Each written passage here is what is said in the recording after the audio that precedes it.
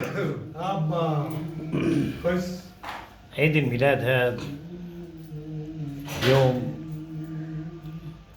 أنا بحتفل فيه كل يوم، مش كل سنة.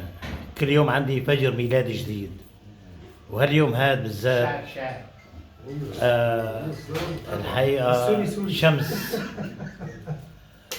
بشعر إني فعلا هالشمس هي بتشرق من روحي بكل سعادة.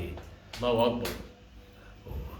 وأنا سعيد جدا إني بلتقي مع أجمل أصدقائي وأحبابي وأخوتي من مصر الشقيقة، من سوريا، من العراق، من أي دولة.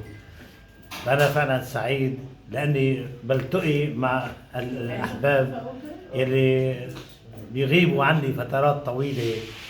بهاليوم هذا الحقيقة ملكوا روحي بابتسامتهم وأسروني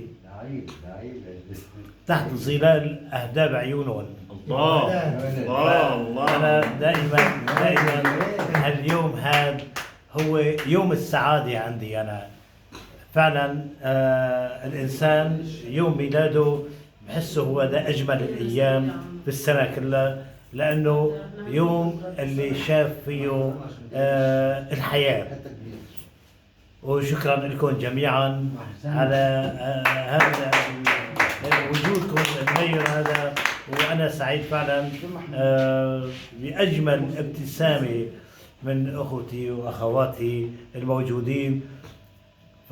فأتمنى من الله أني تفضل هالابتسامة هي مدى الحياة، وما ننحرم من ابتسامتكم ونحن على قيد الحياة.